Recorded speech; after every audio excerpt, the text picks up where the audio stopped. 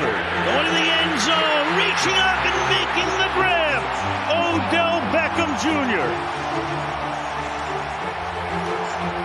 Stafford buys time. Protection is good, and so is the pass.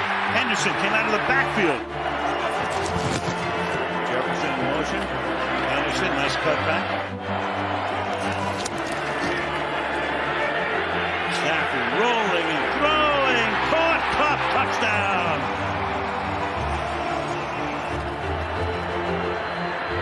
Stafford caught on the run. Cup, who else?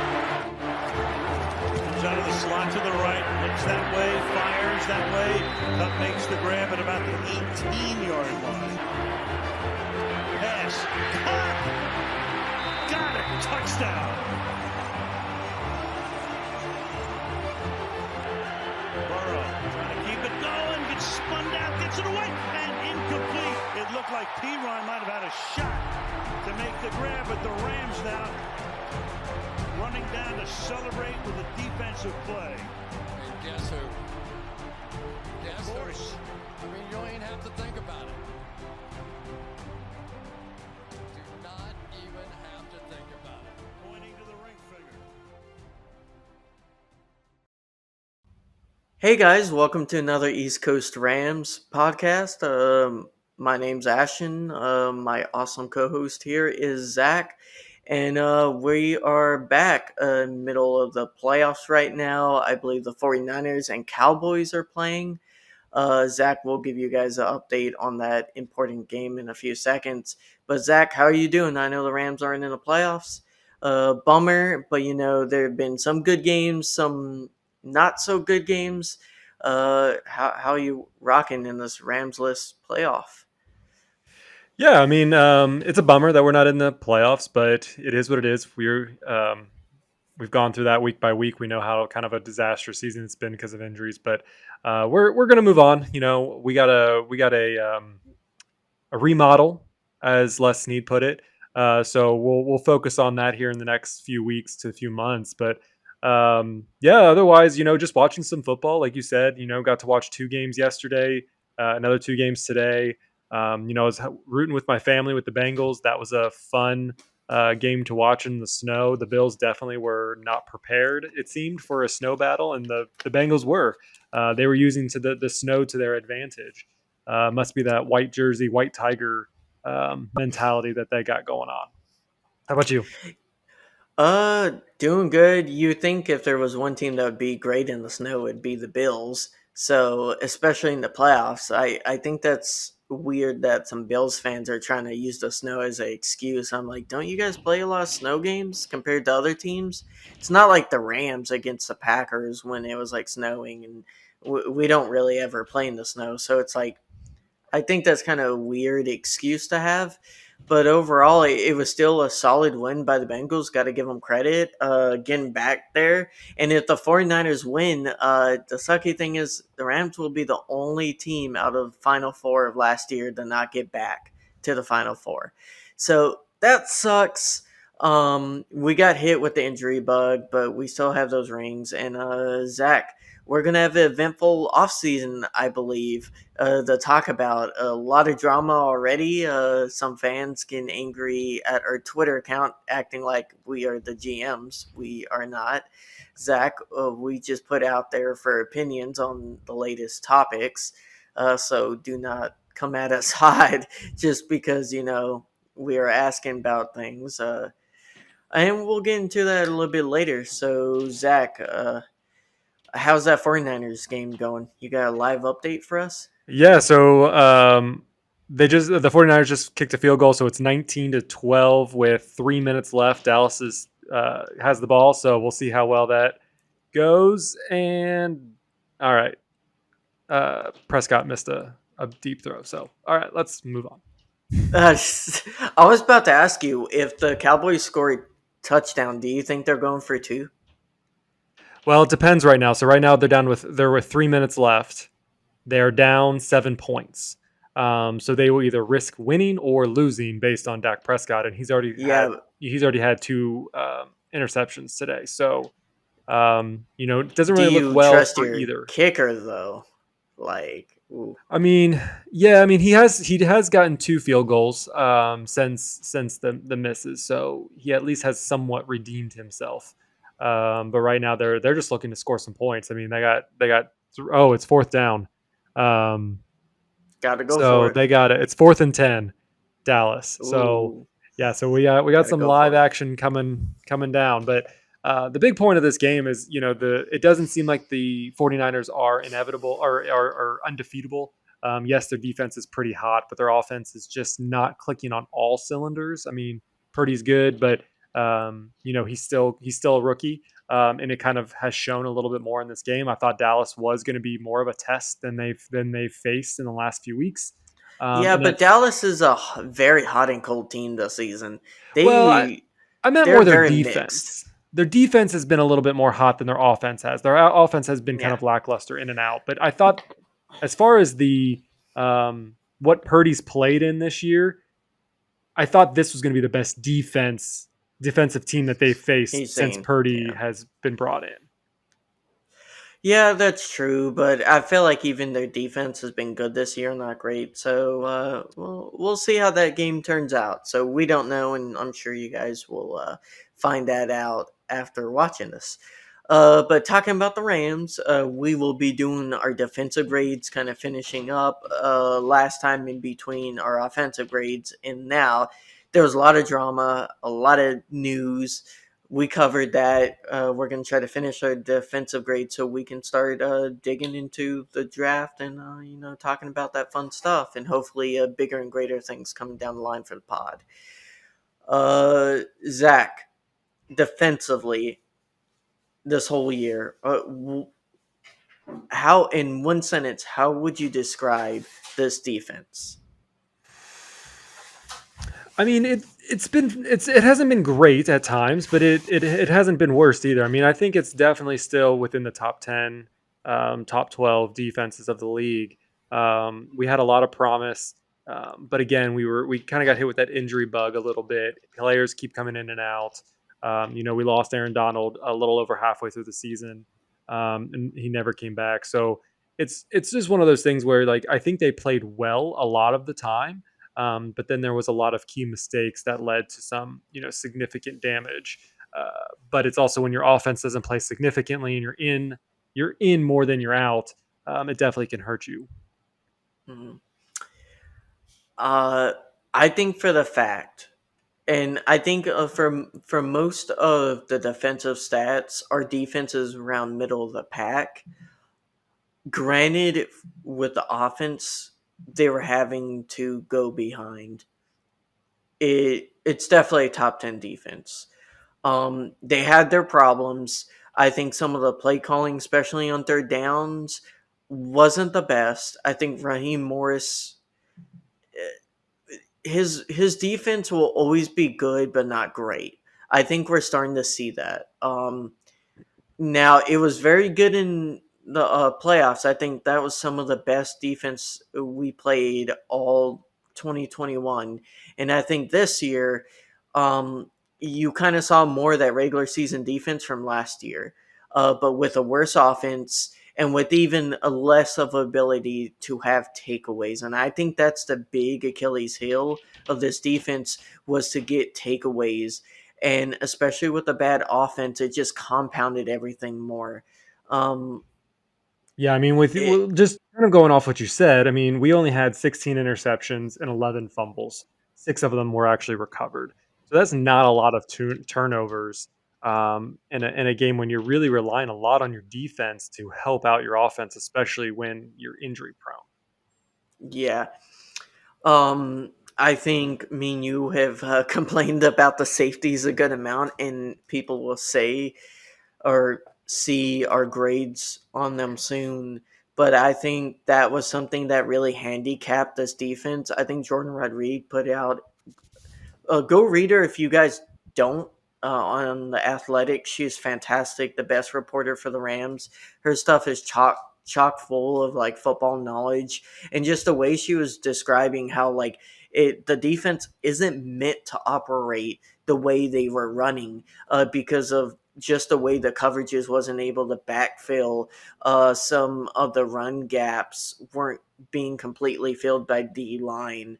That was an issue for especially after AD left.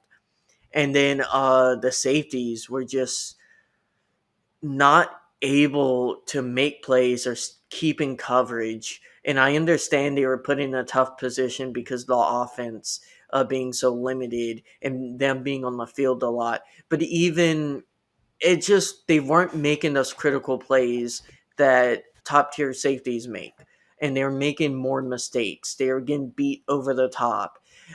They weren't picking. There were blown coverages. How many times, Zach, especially in the middle of the year, did we see Ramsey chasing after someone because of a blown coverage? Yeah, for Because a sure. safety didn't pick up that person and go and like rotate back. Many times, and that's kind of the frustrating part when everyone has this Ramsey conversation is, a lot of times when someone exploded on him, he was supposed to have coverage, supposed to have Mhm. help, and he didn't, and it's unfortunate that even diehard fans or normal fans, they don't see that, they don't see the blown coverage, and they just know that, oh yeah, Ramsey was the one covering them, and he should have been the one stopping them. That's why it's a team sport. There are always multiple players out there that are supposed to help a defensive play. And when you have blown coverage, when you don't have a safety coming in and helping you out, it becomes a big problem. And we're not blaming every bad play on the safeties. That's definitely not what I'm No, saying. the safeties have done a pretty good job at the run game, at kind of at run blocking. But it's really when it came to the pass game, which is when they started to suffer a little bit more and more on one than the other. Yeah, and I felt like our cornerback 2 and 3 spots were very inconsistent, right? I think the best out of all of those ended up being Kobe Durant, and we're going to break down this more when we go player by player. Uh, but when you have a rookie being your best or second best cornerback, there's an issue there. He was up and down. Darian Kendrick, that was a roll of the dice, or you could say they saw some promise in him, and he did not play up to it. And he had a lot of bad plays when he got on the field. He ended up getting benched, and Kobe Durant was also up and down, a little bit more ups, of course, having a pick six. Uh, it, I think you see a lot of promise in Kobe, but the rest of our cornerback room, Zach, that's going to be a position I really think they need to attack in the offseason. For sure. Yeah, I mean the secondary has been kind of the struggle. I mean, obviously we have Jalen Ramsey who is electric. Troy Hill, who's going to be a free agent this year. He was just a 1 year contract, and he played fine, not lights out, but he played admirably for what he was brought in to do. But like you mentioned, DK, Kobe Durant, so they played well. Sometimes they played well, especially Kobe Durant. But really, even in our safety spot, we have two safeties that are also going to be up for free agency. So that's going to be a position that we're also going to desperately need to fill. I hope, honestly, to me, I kind of like Nick Scott. I kind of hope that they kind of can sign maybe a short term deal with him, a 1 or 2 year deal with him. Um, but in the end, it's those secondary positions that I think we really need to focus on coming into this draft. I mean, some fans are not going to like this. I think Nick Scott is a good average NFL safety. I think he's a good rotational guy. He will never be a wow safety. He's never going to make those crazy plays. He makes a play every so often, and I like how hard he hits. He has a great work ethic, and you want to keep that in the building, right? He's Yeah. good part of the culture, but he shouldn't be asking for star safety money. And if he is, like, I think you got to let him walk. If he wants to sign a reasonable contract, he's definitely earned it. Like, I'm not saying don't give the guy his bag. He definitely deserves a bag. It Yeah. just we'll talk about that in the off season and kind of like free agents and stuff like that. Are you ready to break down individual players and kind of go one by one? Yeah, let's do that. Okay, Zach. Bobby Brown the third. I feel like he's been in a decent amount of rotation. I get him confused a lot with Ernest Brown. I know how they look different, but uh, it's just one of those things where those two they play almost the exact same position. I know one's a nose tackle and one's a defensive end, but overall, I get them confused a lot because were they drafted in the same draft or were they back to back drafts? That I'm not 100% sure. I want to say they were drafted in 2020, but I can't remember off the top of my head. Either way, I feel like every time I see him on the field, he's he's a dependable nose tackle. Say like he gets solid. He's a dependable run stopper. I'll say that. I feel like I don't see his pass rush. Now that doesn't mean he doesn't have a good pass rush. I just don't see it personally. Yeah, for sure. And I think that's I think you're right. I think he's more for the run stop. I mean, when you look at his stats, he only played in 9 games. Had 5 tackles, 3 assists, so totaling 8 total tackles, and then only one of those was a tackle for loss. Um, so yeah. I mean, I think he did great in the run stop and like you said, maybe in some of the pass plays, but definitely when you're trying to stop behind the line, he wasn't as efficient in that as some of our other big players. Yeah, he gives me a very much like Ashawn Robinson vibes, where like he's never going to be a standout breakout player, but he's going to be dependable and a solid rotational piece. Yeah, but I Ashawn mean, had his moments. at least Ashawn. I mean, when you compare the stats, I mean, you go through and you compare the stats. Ashawn Robinson had 22 tackles, 20 assists, and then but only 2 of those tackling for loss. So he had a lot more. He was a lot more impactful on the run game and on the pass game with his tackling Hmm. than Bobby Brown. But but still, again, they're not the players who are going to be making the big splash sacks, tackles for loss, things like that. That's why you have Leonard Floyd and Aaron Donald, Bobby Wagner, and those crew to kind of come in and come around Ashawn Robinson, come around Bobby Brown, Hmm. and make the big plays. And that's what you need. You need those players. So again, I don't think any when we give these defensive plays, it's a little bit challenging when you look at their stats because you'll look at Bobby Brown and be like, oh well, he didn't really have many tackle for loss. The tackling I think it might be a little bit more of a problem, but that also means he may not have been more targeted towards that direction, depending on the game that was played. Yeah, I feel like with especially D linemen, it's all about like whether or not they're applying good pressure, they're holding, getting off of blocks, shedding blocks. Tackles for loss are a lot harder to get than people realize, and I don't necessarily expect a rotational player of Bobby Brown's caliber to get those right. Like that's nice and that's standout, but I feel like he was a solid rotational piece. I would give him a 6, and that's where I would expect him. Right, that's me at least. Yeah, no, Uh, I agree with you. I would give him a 6 as well. Um, just kind of going off kind of what we've talked about. I think that's a good spot to put him. Not a wow factor, but again, a dependable backup if need be. yeah, rotational. Ernest Brown the fourth. Again, I feel like he has been a little bit more at times electric. I believe he was suspended. Was that this season where he was suspended 4 games? We've had so many Yeah. people get randomly suspended last 2 years. It's hard to keep track. I know he was suspended. I don't know Yeah, if I that mean, was he didn't this play year. many games. Again, he only played 5 games. His Yeah. stats this season at least weren't electric, or not as electric. But again, it's what he had to play. I mean, he only played 5 games, so it's kind of hard to note on that. I mean, Solid rotational piece. I'll say 6 every time I notice him more when he is on the field, and I feel like there's promise. So he'll be on the roster next year. So we'll see Yeah, if he develops.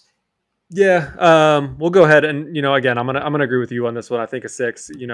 Some of these defensive, especially these rotational pieces, I'm not as familiar with, but his name, yes, I agree that when he's on the field, he at least is not being bulldozed over. Um, Well, so I think our defensive line, for the most part, doesn't get bulldozed. I think their problem was filling run gaps and or not getting pressure. And I think that's the big issue. Without Aaron Donald in there, and we saw this a little bit last year too, right? Like without Aaron Donald getting pressure, no one else on the team was. Like Leonard Floyd was on and off last year, and I feel like this year he had one half of the year was just non-present. Like I felt like he wasn't there at all, and then the second half, like maybe it was an injury, maybe it wasn't. Like either way, terrible first half, good second half. So we have to have some consistency from our edge rushers and our D line because our defense is built around the D line getting pressure because of Aaron Donald.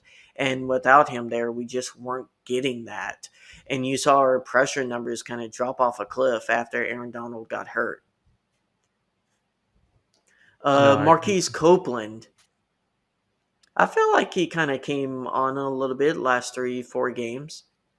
For sure. I mean, again, he's playing in a piece where he is that rotational piece. Again, he was actually played in most of the games, 15 of the games, so he actually played a lot more than some of the even the other players that we've mentioned so far. And especially in the last 2 or 3 games, his name was more prominent. He had a lot more snaps, but um, when especially going in the last few games, I do remember him getting penalized a little bit more frequently than anybody else on that defensive line. So and that to me is a little bit, you need to clean that up. You need to make sure that you aren't getting into the neutral zone and causing those penalties, because if I remember in times, there was those big times where they're in the red zone area and he would just flinch, and it would cause a penalty, and they would either get a first down off of that and things like that. So the only thing, like, I don't there's not a whole lot of bad things about Copeland other than the fact that I felt like he was at times a little bit more got the flags a little bit more for being in the neutral zone or false starts or things like that. Yeah, I'll give him a 6.5, Zach. I agree with you where it's kind of like I feel like he was more able to read plays. He just wasn't ever able to get there. Maybe that's a timing thing that he'll grow with being on the line. He's been here for a few years, 3 years, I believe, and I feel like you can see him growing. He's just not to that point where he's making those big splash plays. He's getting tackles sometimes, not a lot of tackles for lost. Got one sack this year. I feel like he can grow. He's definitely one of those rotational players. Again, we're saying this about a lot of our D line. They're average or slightly above average, but we got to have we need to start having a little bit better. You're noticing a trend. Without Aaron Donald, it's slightly above average, slightly above average. Yep. What grade did you give Oh, we him? got to give him a grade. Um, you know, I think just based on what I kind of experienced from him, I'm going to give him probably a 6 as well. Only because I think he needs to clean up a little bit of his work. Again, I truly believe that if I go back and watch like the Seahawks game and things like that, that there was some big red zone areas where he just Hmm. flinched and caused Yeah. us big penalties. Um, Real Aaron quick, Donald. breaking Oh, breaking news that the 49ers did win the divisional game 19-12. So there we go. The 49ers will be in the championship game against the Eagles. So, we will all be Eagles fans next week. Um, See how that yeah. goes. That'll be funny if they lose another championship game. Choking. Oh, we'll see. I mean, it's a good team, very well coached. Ah, man. We'll see. Hopefully we can bounce back and they have Super Bowl hangover if they go to it or not. Bengals 49ers would be interesting, huh? Yeah, especially the Bengals would probably not like that as much. They've kind of have some bad taste with that Super Bowl lineup. Um, so yeah, we'll have to see. We will see. We will see. Aaron Donald for the games he played. What would you grade him?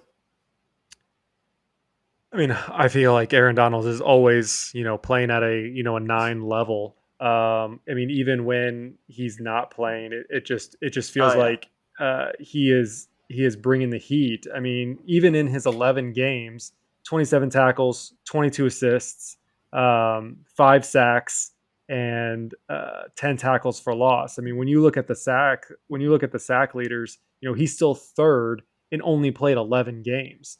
Um, the uh, the same thing when you go for tackles for loss. He's still tied for the most tackles for loss, opposite of Wagner and Floyd. So um, it's just one of those things where like he is still so elite at his position. And it's really hard to take anything away from him, even when he doesn't even play 6 games, which in fact was the first time that Aaron Donald has ever played or never not played because of an injury. Yeah, I feel like a part of that, Zach, was he had a strain and we were in a losing season. And I'm sorry, Zach. It's not worth losing Aaron Donald for a lost season. For Like, sure. I really do think that if we would have done better and we would have gotten to the playoffs, we may have seen Cup come back even though I oh yeah, know he's not 100%. they would But have I, they would have rushed him back. I think so. I think they would have, um, progressed his rehab a little bit more. They kind of took it a little bit slower to kind of make it not 100% at that point. But again, if they would have made playoff berth, I think that they could have got some of those other key players back on the field. So they were wise with what they did, knowing that they weren't even going to be able to make it in. So I'm happy with that. So I would probably give him, really, I'd probably give him a 9 for being still outstanding, even when he was playing when Stafford and Cup were out. I agree. He's definitely a 9. Like when he's on the field, he's not going to have the best stats of his career at this point because he's getting doubled and tripled guarded almost every play. His coverage rate for doubling is like nuts compared to nearest D tackle. Uh, I parts of me kind of wish the Rams would have pushed harder. I understand they tried to trade for a pass rusher. I get that. I feel like we should have went out and tried to sign someone sooner instead of just hanging up on Von Miller. And I feel like the team gave Von Miller more respect than he gave us, vice versa. Like, and I'm not attacking Von Miller. That's within his right? Like, he can do that, but it's also within the Rams' right if they are getting worried that they look elsewhere for help. Yeah, And if like they can't force him to sign, just like he can't force them to sign. And I felt like he kind of left them on the hook, trying to get better deals from other teams. And we just sat there while other pass rushers got taken by teams that we could have been used, like we could have used, could have helped us out. So it is what it is, kind of now. hmm I'm hoping with our first pick, we probably go edge rusher. I don't think we will, but knowing Snead, we'll probably get a wide receiver. So, that's what we need. Another wide receiver. I mean, can never have too many because this year proved when Cup goes out, we're very much supported by the wide receivers. Greg Gaines, the fastest nose tackle alive.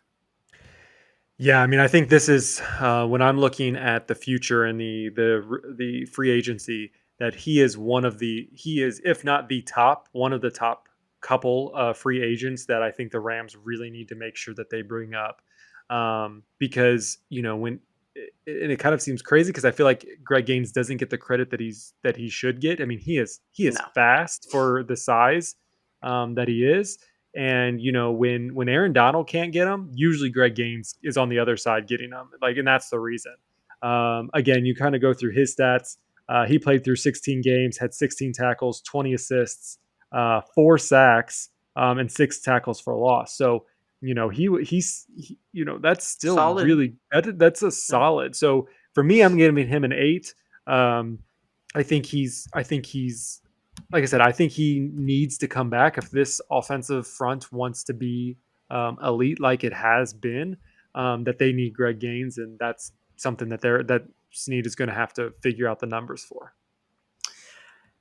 Yeah, I'll give him a 7. I feel like he's good, and at points he can be really great. I think it impacted his play some not having Aaron Donald on the field.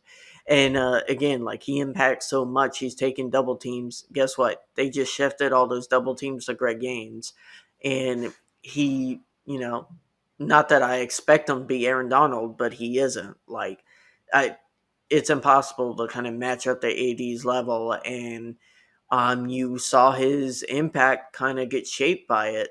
I definitely want to keep him in the rotation, and I hope we re-sign him over. Uh, who's the other? Robinson is a free agent, correct? Also, He so is, it's yes, him and Gaines. I definitely hope they go Gaines over Robinson. I think Ashawn Robinson has been solid for us. I just feel like Greg Gaines has more promise in the future in the next 3 4 years. for sure. But we may end up doing like losing him like Joseph Day. Like he just got priced out of our team, and hmm with the way all how we do contracts and stuff, it just he may not be a big enough priority. I mean, when you look at the free agencies, we're looking at Ashawn Robinson, Greg Gaines, Marquis Copeland, and then Mike Hoyt. Those are all free agents. Um, a couple of them, Copeland and Hoyt, are exclusive, restricted free agents. So theirs is a little different. But we paid Ashawn Robinson pretty well. Um, so to continue paying him at that high level, it's going to be No. something like when we can't afford Do Sue you and think he other players. played up to that level? Ashawn Robinson Yeah. to get paid again. I mean, the problem is that we're going to be looking for cap space to even pay anybody. I mean, right now we're coming into the league with the least amount of cap space moving forward, which again it doesn't mean anything in the Rams world because they tend to be able to kind of manipulate the numbers a little bit, whether that's through restructuring, signing bonuses, things like that. So obviously there's more to play than what that meets the eye with that number, but again, when you're kind of looking at the numbers and you're kind of going through the stats and being like, okay, who's going to continue to help us um, play at an elite level? You're kind of going through and you're like, okay, comparing Ashawn Robinson to the other ones, and who can we maybe be able to get at a lower cost, and will we still be able to um, play at an elite level? And I think if we keep Hoyt and Gaines and things like that, I think we'll play at a better level, even if we don't have Ashawn Robinson. Yeah. I agree. Laurel Murchison, a late season pickup. How do you think he did? Again, when you don't hear your name called very often, you're not playing as the elite level, but you're also not playing as the person getting pushed around. And again, my focus hasn't always been on a few of these players, and so I can't really grade them. I feel like exclusively other than what I see in the stats and kind of what I hear, kind of go across the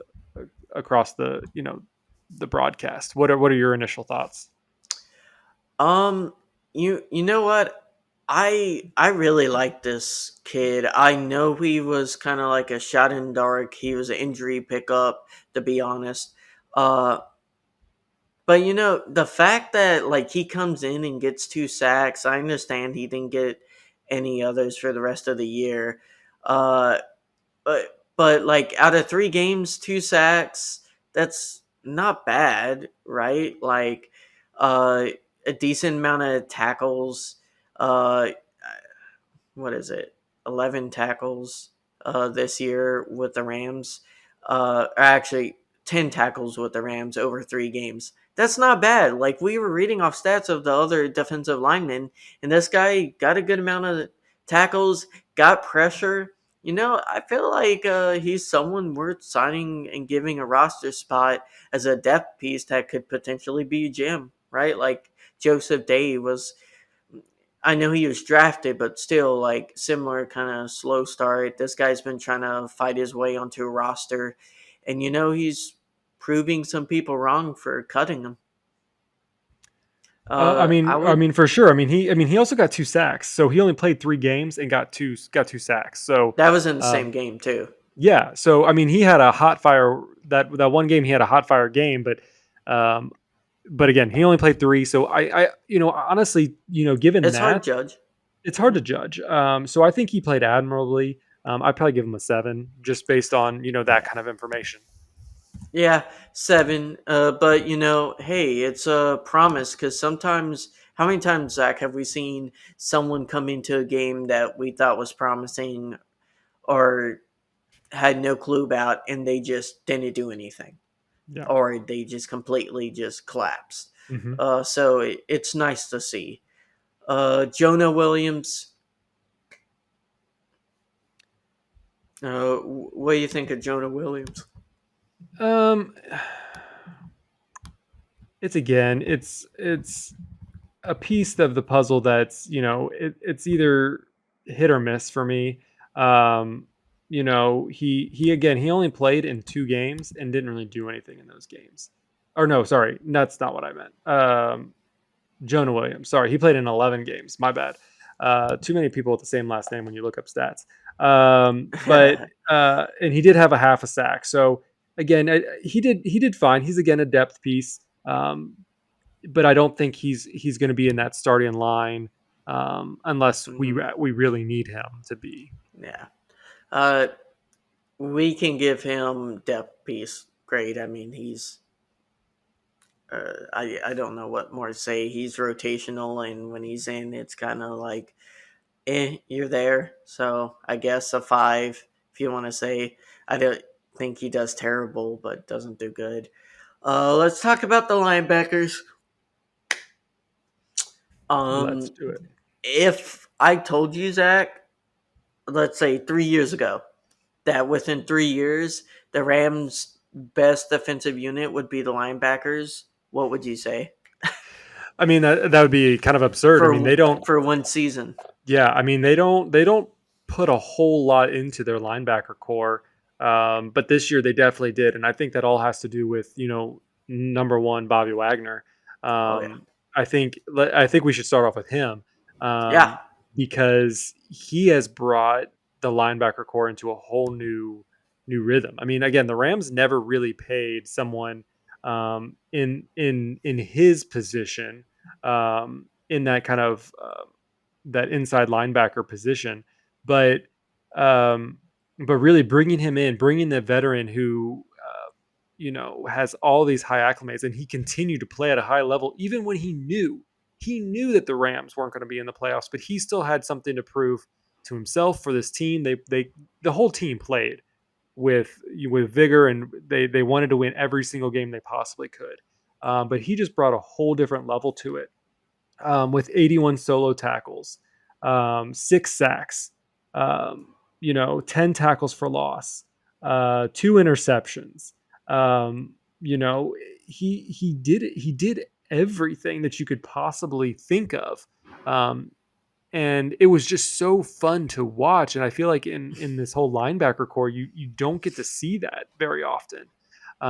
Maybe with Leonard Floyd, occasionally you'll see him kind of spark off and things like that. Ernest Jones has made some good plays, things like that. But really, when you're talking about that inside linebacker position, Bobby Wagner played at an excellent level. So I mean, I think he deserves a 9.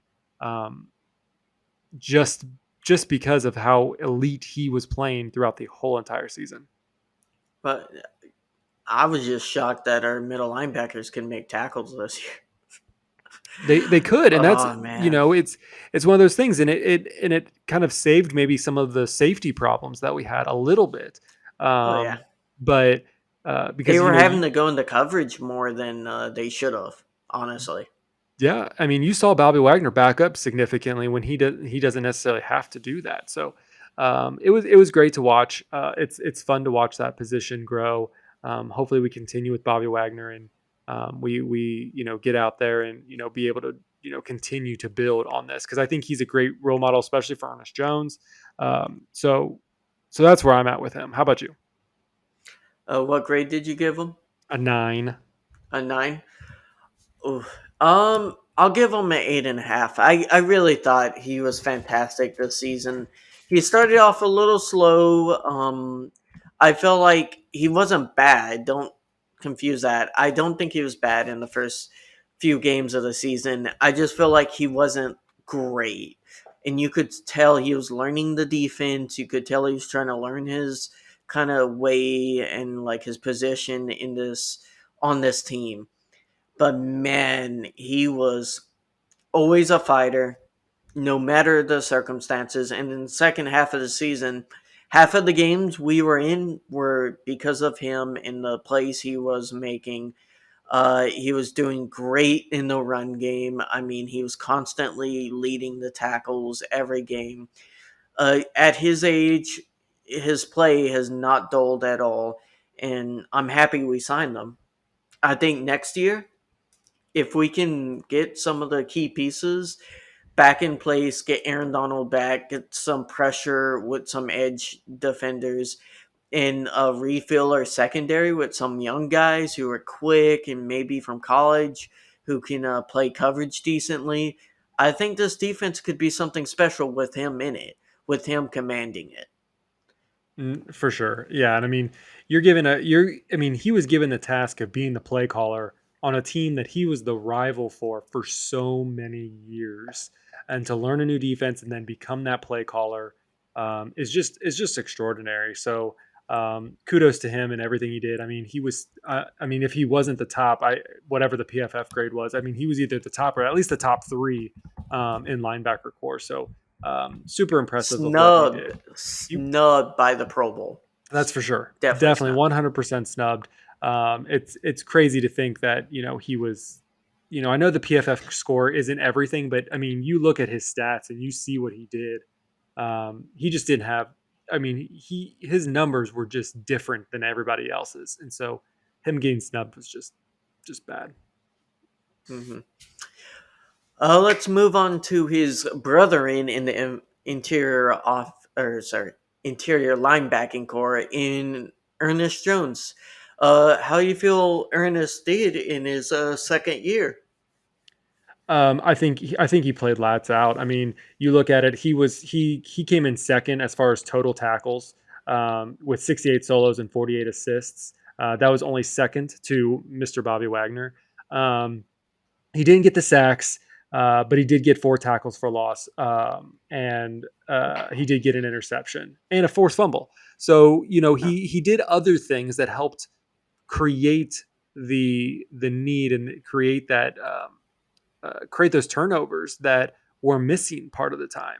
And yeah, you may not need the sacks, but a sack doesn't lead to a turnover. But being able to force fumble, being able to intercept the ball, again, this inside linebacker core really stepping it up a notch than something that we haven't seen in previous years. So I think he definitely deserves a 7.5. I don't think he necessarily gets to that 8, 9 because um, I think he still could have performed a little bit better. But I still think he played at a pretty high level, and I'm definitely glad that he's still going to be there for next season. Yeah, I agree. I think 7.5 is exactly where he is. I think he was really good this year. I feel like he's so close to breakout years, Zach. He just has to put it all together. He has to learn from Bobby Wagner on making those big critical turns, like those wow plays. And I think he's gotten so close. He's had a few in his career already, and I feel like next year he potentially could be a breakout star on this defense. I think you were unfamiliar with him, but we were hyping him up after the first half of last year, and I think he's been very great for this Rams defense. He's been such a wonderful pick, and a pick that a lot of people hated, and I'm happy the Rams picked him because it was definitely not a popular pick at the time, and it's turning out to work. Um, let's move, or actually, let's go ahead and finish the inside linebackers with Roseboom. Roseboom, he didn't play a lot. He's very much rotational. I'm going to give him a 6, Zach. I feel like he's one of those guys where you don't hear his name called a lot, and most of the time that's a good thing. I know it's not a great thing because you're not making big special plays, but this is a guy the Rams had leaned on beforehand, especially last year, and I feel like he'll be good on the roster depth piece wise. Yeah, I mean, I think that's what he is. He's a depth piece. I mean, when you don't have to come in because your players are still out there, I think that's just where you're at. You mean he played every game, but realistically, he didn't have that many tackles or assists to really even mention. But again, I think he's fine for a depth piece, especially if he's still under contract, which I believe he is. Yep. Uh, You want to talk about Leonard Floyd, or did I we was do we going to still talk have? about Michael Hoyt, seeing that he's Yeah. listed as an outside linebacker. That's I get what they were trying to do with that, but man, that did not work out. Uh, I feel like he could play the position, but man, his contain was so awful. Especially against the Chargers. Like I I remember that game is seared into my head how bad at contain he was. Yeah, I mean, They just he kept running at him. yeah, and I think he had big splashes, and I feel like so Michael Hoyt became a outside linebacker around week 12, I think, and I think he had some big splashes, and honestly, I could have seen him, being that opposite to Leonard Floyd if he was, maybe about, I don't know, 30 pounds, like a little lighter, or lighter and bulkier. I He think he has the definitely. speed though. Like I feel like his speed isn't his problem. His No, he problem kept is getting like, he kind of got too aggressive. It felt like at yeah, times, like it felt like he would get there, but by the time he broke through, but he broke through so quickly that the guy kind of caught him, and he kind of had to like slide back to actually get him.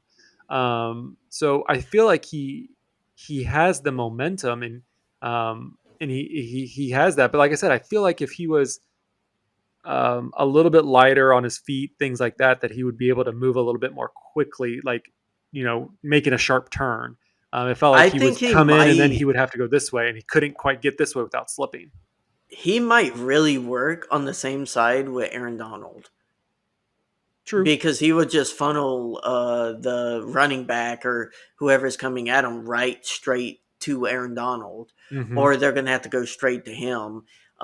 Again, like he needs to work on his contain, probably need to slow down at certain points. It's weird saying a player has to slow down. I think that's testament to him.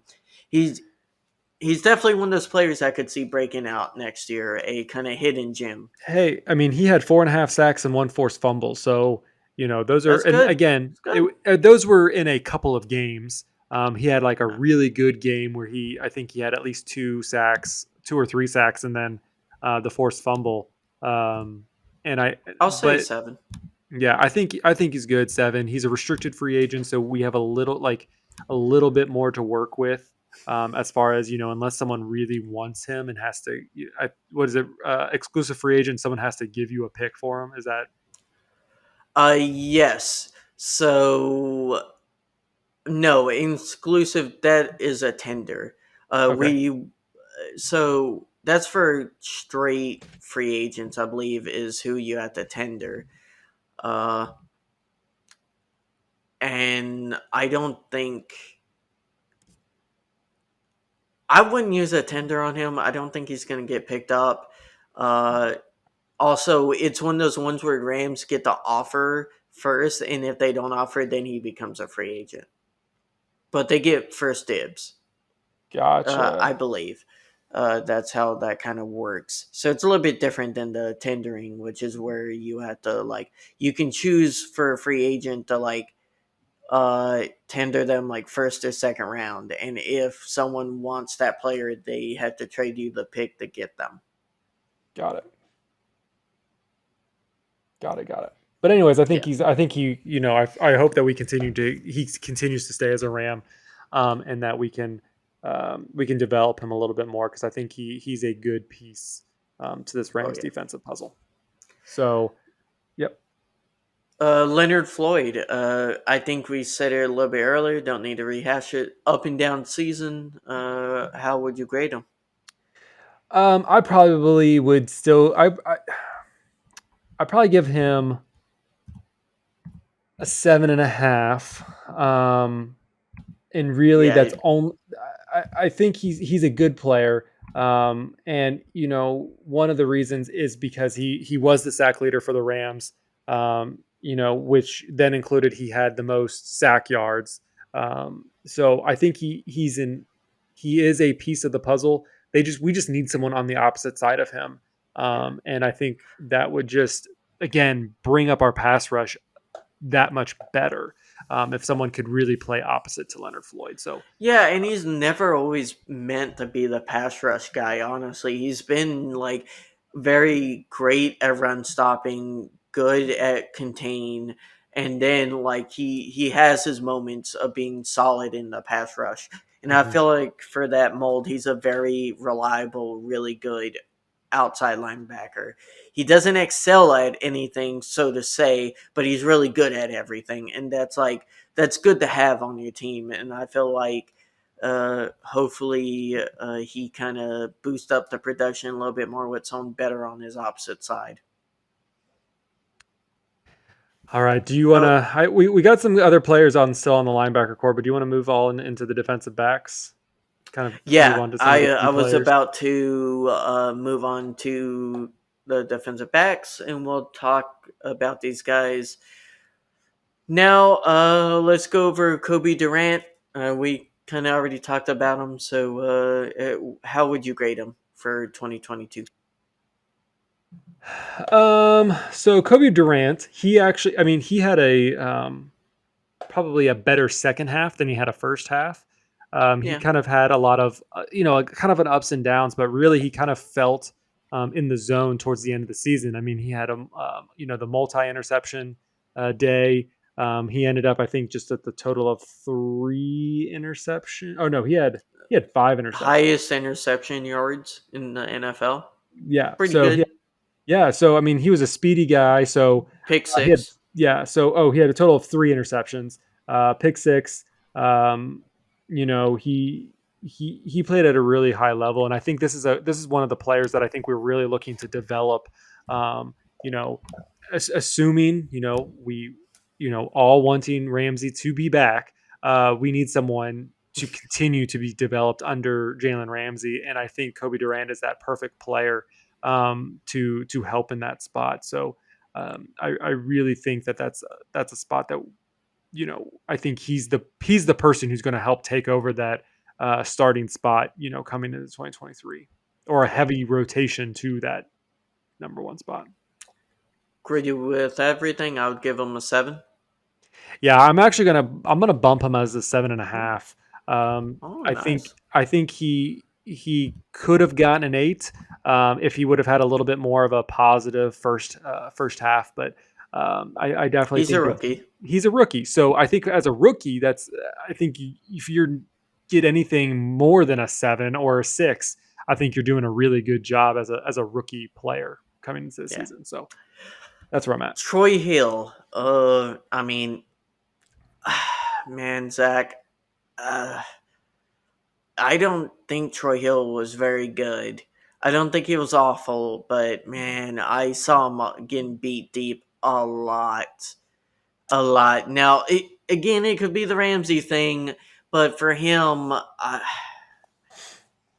it it's hard to tell, especially with the cornerbacks and safeties, because I feel like a safety play was so atrocious at points in the year that like our cornerbacks were caught covering deep. And that is something I don't think Troy Hill is good at anymore. I feel like he used to be that 7 player for the Rams. I Hmm. don't know how he was with the Browns, but coming back, I got to give him a 5. I just thought every time he was on the field, he was starting to become a liability, and you can tell his age is kind of getting It's there. yeah, I agree. I mean, the reason why they brought him back was he was familiar with the defense. He was a friendly face. He wasn't terrible when he was good when he was with the Rams previously. So they thought, bringing him in, familiarity. They needed more pieces to that puzzle. They really didn't have a second to Ramsey. I mean, obviously we have obviously the rookies and the players who played over the last couple of years, but really we didn't have a real number two or number 1A, number 1B cornerback. Yeah, And so losing Darius Williams, I think that's clear. That hurt. That hurt the secondary. for sure, and Darius Williams, he had his ups and downs, and so I get why they kind of moved on from him, but really I think everyone thought that Troy Hill was going to play potentially a little bit better. He was more familiar with the defense. He's familiar with the players. He's the culture. Would be in the right spot for him, and it just didn't end up to be. I mean, when you look at it, he allowed the completion rate of 70% in coverage. Ooh, that's So not good. yeah, so realistically, he's just not the answer, and so unfortunately, I feel like he will be the casualty to the free agency cut. But again, I think with Kobe Durant, again, we'll get into this in the next pod or maybe something else. But when we talk about Jalen Ramsey continuing him still being a Ram, I think we still have some good pieces. Bring in some pieces in the draft, maybe find somebody else who we can bring in under free agency, maybe under another 1 year contract, Yeah. just to kind of help provide that depth piece that they need in that spot. Hmm. So 5, I'm guessing. Yeah, I mean, I really do like Troy Hill, and I thought he did have some good plays when needed. But because of that pass percentage, I think a 5 would be what he gets. DK, I would give him a 4. It's rough. I was high on this guy, and I felt like in the first game he played, he looked promising. Made some mistakes, but like you saw more mistakes than more promise, especially after the first game. I felt like it just kind of went downhill. Yeah, I mean, him. Honestly, I'm going to put him and David Long kind of in the same bubble. Really, they did not live up to kind of the hype. I know you hyped Kendrick up quite a bit, but it just he had sparks, but then it just kind of fizzled out. So yeah, I think to me, I'm not even going to talk about David Long Jr. other than the fact that I think he also will get a 4. So I'm going to put them kind of in the Oof. same boat and put him on a 4. I mean, for the most part, they were benched by the end of the season. So Yeah.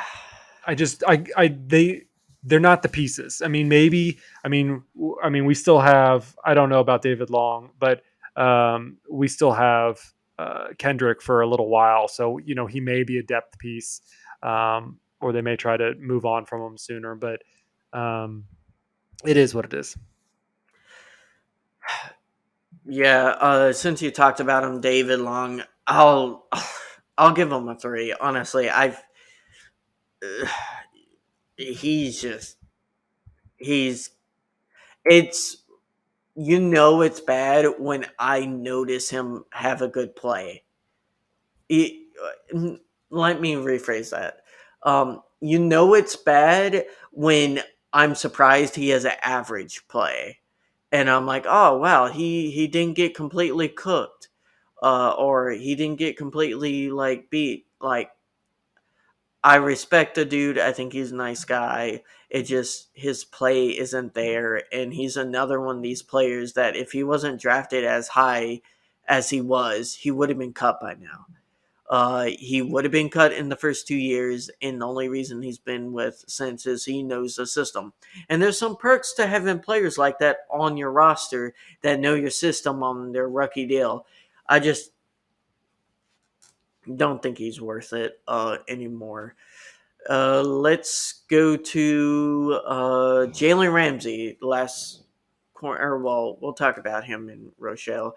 Ramsey, I think he was good this year. Zach, I think this is a 8. Um, I I think it was hard for him because he was the only consistent player in the secondary, the only one. Like no one else was consistent throughout the year, uh, over long periods of time. Everyone else was up and down the entire season in the secondary. For me, I'll give him an 8.5. You Jalen Ramsey is still the top cornerback in the league. There's no doubt about it. You can go back, you can look, whatever. If you don't even care about the PFF score, he's still the best. Yes, is when you are facing Jalen Ramsey, when you are DK Metcalf, when you are a top receiver, you're telling your quarterback, I want the ball. Jalen Ramsey isn't going to be the person who's going to shut me down. You're going to throw me the ball. And the quarterback will listen to their top wide receiver if that's the case. So yes, there are going to be times when you have a top wide receiver going to make big plays on Jalen Ramsey. It's going to happen, but it's going to happen very infrequently. Yeah. And I think that's the key. It's going to happen, but infrequently. Every cornerback is going to get blown up. But if you put any other receiver other than a top 5 receiver on Jalen Ramsey, good luck. Yeah, Good luck. lockdown. So you go back and you look at his stats alone. Okay, he played in all 17 games. He's not one of these, he's not a diva in this Rams locker room who would refuse to play even though the Rams aren't winning. He's not playing at a low level when the team isn't winning or going to the playoffs. He had 64 tackles, 24 assists. He had, 4 tackles for loss. So he's playing beyond the line of scrimmage to get those tackles for loss as a defensive back. He has 4 interceptions, which, wasn't at his highest. But he also had 3 forced fumbles, and one of those being a fumble recovery. I mean, he is playing a position where, I feel like he's getting a little bored and he doesn't like just being the cornerback position, but he's playing all over the board. He's playing the cornerback, he's playing at the line, he's getting in people's faces. And it's just to see even the Rams fan base kind of wanting to move on from him is just absurd when we don't have a secondary to replace him. He is the secondary. I will end my rant. He gets an 8.5. Yeah, You can disagree with me if you like, but that's my rant. I don't. I think he is worth trading in a rebuild, which I do not think we are in next year. So I don't agree with the people who think we should trade him this offseason. Now, if McVay would have retired and AD would have retired, different story, at least for me. Just because I believe when a player has its... At that point, he may want to be traded. If he probably doesn't want to be part of a rebuild. Yeah. So I just feel like you don't need to waste a player in his prime on just like, keeping him to play on bad teams. I feel like that's stupid to do with a really good player when you can get value for him. That's not the case we're in my opinion. I definitely would keep him. So we'll see. I think Jordan Rodriguez kind of hinted to there's a possibility the Rams are thinking about moving on. That's kind of where the rumor came from. I know NFL Rumors, that trash Twitter handle, they kind of ran with it and reported it as if it was fact. That's not true. So he was just saying that's something the team may investigate. Uh, I don't It just know, depends on what guys. they're going to be looking for. Are they looking to move away from the cap? I know he's a big cap hit. Is that what they're trying to do? Are they really trying to get draft picks? Like, is there somebody who's going to be up there that they desperately need this season in the top tier? Maybe, maybe not. Um, so again, when you have a secondary, I mean, when you have your, you're even in your safety spot and in your defensive back spot, and you're still depleted pretty much. I mean, it's the only reason why our secondary is as good as it is because of Jalen Ramsey. Um, If the Bears come to you and you're the GM of the Rams and they call and they offer you the overall pick, do you take it but for Jalen Ramsey? what are the Rams going to get? The quarterback? The the first overall pick and 2024 first pick. Would you But take what is that? but what does that get you? What are you going to pick? Who are you going to pick right now? Stafford's coming back. Do you really need a quarterback do you really going to draft a quarterback when you have Stafford? Is that something you want to? You could draft a young DB. But if you get the For first overall pick of the yeah, 2023 draft, you're not going to choose a defensive back. hey, Lesney could trade back He and could, but get then more it's picks. just yeah, I don't know. I know this is hypothetical. We'll talk about this more. It's just one of those things where I feel like fans are. This is getting very divisive. Where I think it's a big hypothetical right now. We'll talk about it later. And Snead is a villain, and we may see him as a villain against our own team for a little bit if he trades away Ramsey. So I don't think it's a real thing. I don't think the Rams are actually looking to move on. But if they do, it will definitely make our jobs interesting, Zach. Let's go ahead and talk about your favorite safety, Taylor Rapp. I know you're a big Taylor Rapp guy. You've got 10 jerseys in your closet, and man, your boy struggling a little bit this year. Yeah, my boy. So Taylor Rapp. I mean, I already kind of brought this up earlier in the pod, but Taylor Rapp is a good run blocker. I think he does fine in that, but when he's out in coverage, when he's out in the pass play, I think that's where he struggles, which I think is the reverse for Nick Scott. Um, so so I do think that as far as run blocking goes, I do think that Taylor Rapp does have a slight edge to that. But again, that's not really where I think the Rams need to be at. I think that with their linebacker core and their defensive front, I think they do a pretty good job at the run stop as it is. So Taylor Rapp for me, I'll give him a 5.5. He had some Ooh, decent exploding plays, but it's something where I just feel like we've dogged on this guy, poor Taylor Rapp, because he seems like he's a good guy. It just seems like every time there's a big explosive play or something like that, it just seems like it's he's running. he's the Yeah. blown coverage who's not there He's to running support. right behind them, or Yeah, yeah.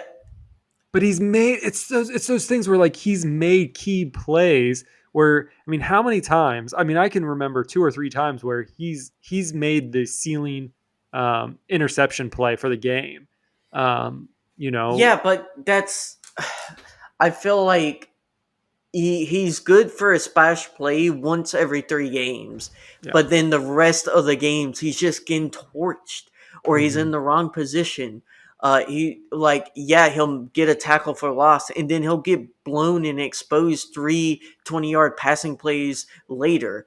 Like that's the problem with him Mhm. is he is fantastic in the run game. I would say for a safety, he's fantastic. I honestly think he could be a linebacker, and he would be solid at being a linebacker. I just don't think he's an NFL caliber safety, and he's been a liability every time he's back in the end zone or like out back. Like I just feel like he's never good rotationally. never good in zone, and he's awful in man. Just he completely gets beat. So I'll give him. Would you give him a 5.5? Mm-hmm. I'll give him a 5. He I like I said, he's had a couple good. He's made a few good plays and some plays that were actually turnovers. So I give him kudos for that, to being at the right place at the right time. But again, it's all those missed coverages and the you know it just seems repeats itself over and over and over again, and there's just not enough good, to replace a lot of the big misses. yeah, we know who he is at this point. Robert Rochelle. Um, Man, I don't think he's going down the David Long path. I just think he's very mediocre. When he does get on field, I know he got injured. yeah, that's what I I was believe thinking. he got injured. I don't know how long he was. Let's see, it says he played 17 games. Well, if he didn't get injured, that's not good. Yeah, Got yeah. I mean, I he didn't did. really have a whole Then lot. he got benched, and I mean, we can't grade him, but I'm sure the coaching staff is not grading him good because if they're putting two rookies above him and both playing up and down, you have to remember Darion Kendrick was getting more snaps, I believe, than Robert Rochelle. That's not a good sign. Yeah, I mean, just kind of looking at the stats a little bit more, he didn't have any passes defended in any of the last 5 games that he played, and he only had 2 tackles, in the last 6 games that he played. So 5 games that he played. Yeah, So we'll just leave that kind of not filled out. yeah, Nick Scott. you Well, know, I how would you like Nick grade Nick Scott. Scott? I really like Nick Scott, and the reason why I liked him is like it seemed like he actually had some more passion, in the backfield. It always felt like he was trying to make plays. Now sometimes he did miss, but at least like it always felt like he was attempting to kind of Big make the hits, sneaky pay and kind of get in front of the ball, and whether for his detriment or not. But scrappy. um, yeah, he seemed very scrappy. So I think I think he's a better spot, and I would probably, if we're gonna, again, it kind of depends on where we're going at here. Like if like I said, if something happens with Jalen Ramsey, he's gone. I honestly would bring Nick Scott back over over Taylor Rapp and things like that, and assuming we keep Jordan Fuller and things like that, I probably would keep Nick Scott. So I'm going to give Nick Scott a 6. I think even though Taylor Rapp probably had more and again, I say explosive plays, but I mean he had a few bigger time plays as far as interceptions and stuff goes. I believe I will double check myself, but um, in reality, I like Nick Scott. I liked his personality. I like his aggressiveness on the field. I feel like I see that a lot more in him than I do in Taylor Rapp. Yeah, I kind of like how you put it. Like they're mirror images of each other. Well, I'll give Nick Scott this. I think he's a better run defender than Rapp is a pass defender. He did have a bad knack of when runners would get into the second level of not making that touchdown saving tackle. Mm-hmm. We saw that a lot last year. Um, it's not all in him. I would give him a 6. I So when you honestly, Zach, when you go through and you actually look at Taylor Rapp and Nick Scott, I mean, they're pretty much kind of equal in things. Total tackles 92 versus 83, but they had pretty much the same solo tackles. Both of them actually had 2 interceptions.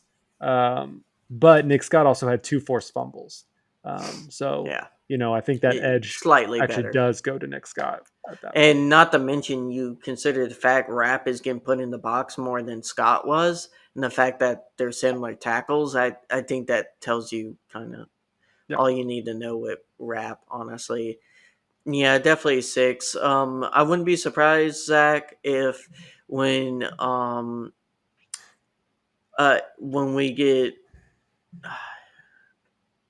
not Burgess, who's the other one aside?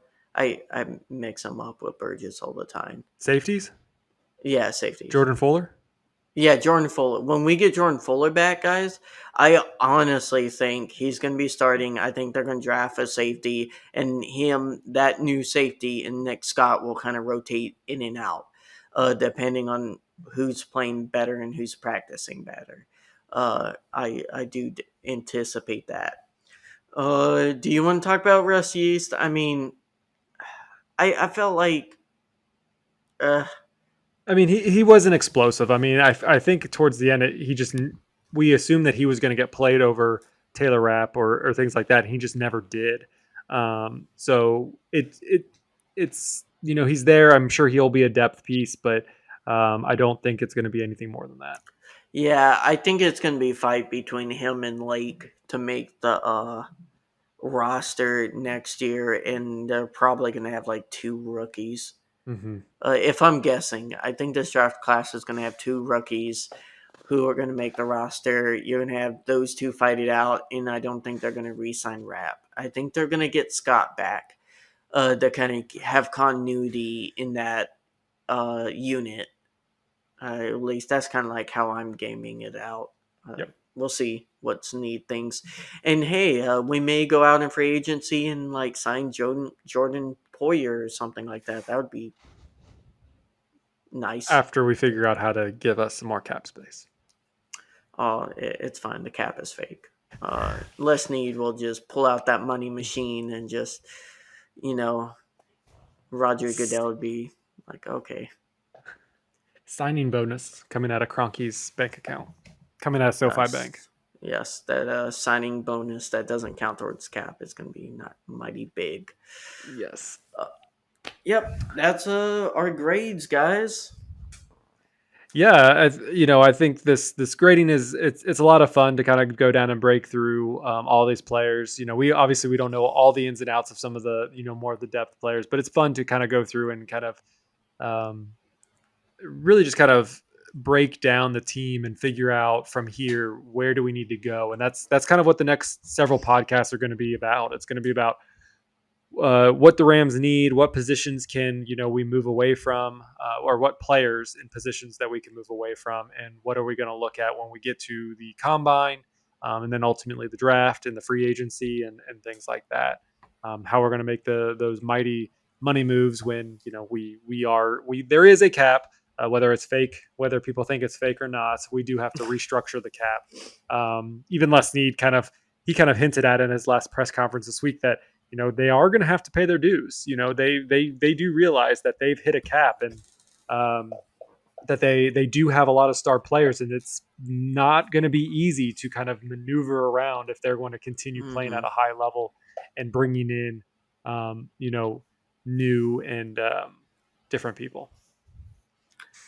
Yeah, there might be a certain wide receiver Robinson who we may be trying to trade to get that cap. Yeah, I mean that's assuming someone's going to want to pick him up for what we paid or things like that. There's some bad team that will take him. I'm sure Snead will pay in picks. Yeah, and probably for a lower pick than probably.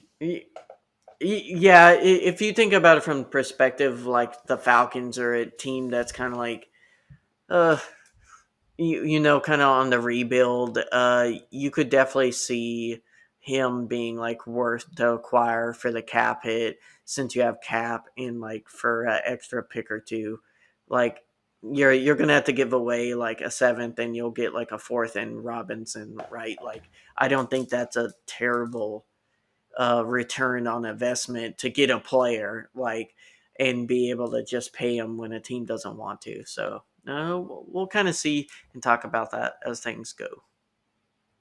Yeah, so it's gonna be a fun couple weeks. I probably do one before the Super Bowl.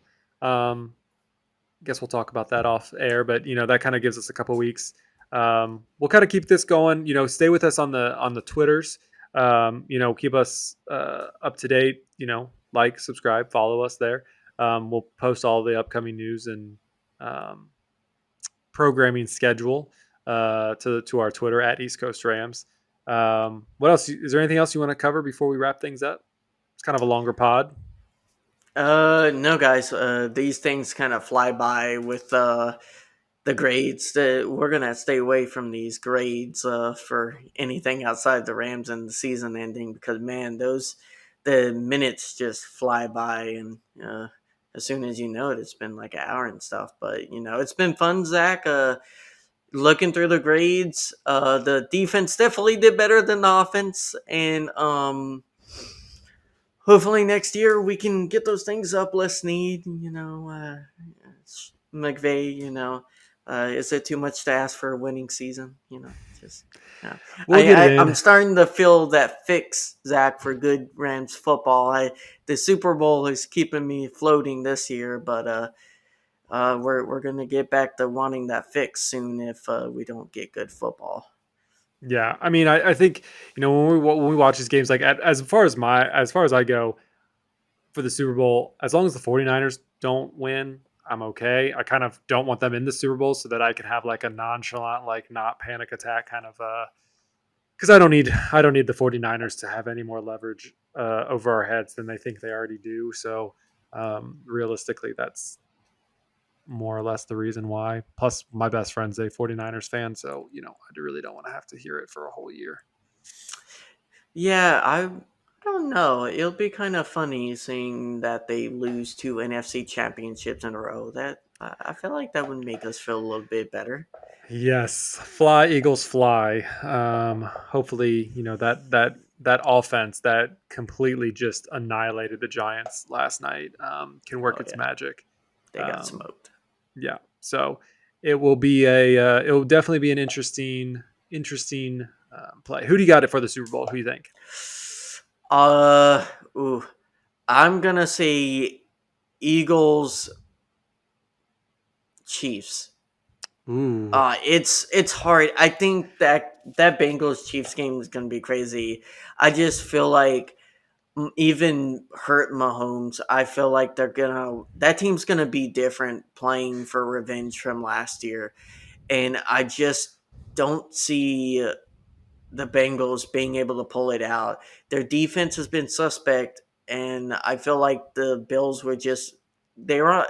I felt like the Bills had an off day, and I feel like the now it all depends on Mahomes. If Mahomes can still throw and pocket and his protection keeps up, which I think it will, I definitely think the Chiefs will go to another Super Bowl with the problem is Mahomes. that he just is not mobile anymore. And even if you aren't a mobile quarterback, you if you can't scramble to like not get sacked, that's going to be a problem. I'm going Bengals, Eagles, and I think I think that's where it's going to lie. Only because yes, I think Mahomes are hurt. I don't think he's going to be able to scramble. We'll see how his Mm. high ankle sprain looks in the next few days. Um, Who wins? ugh, don't even get me Yeah. started with that one. For my You, family's sake, it better be the Bengals. Um, I think the Eagles gonna win that, but man. I mean, I don't disagree. I think Oof. it's going to be an offensive game. But I do think the Eagles have a better defense.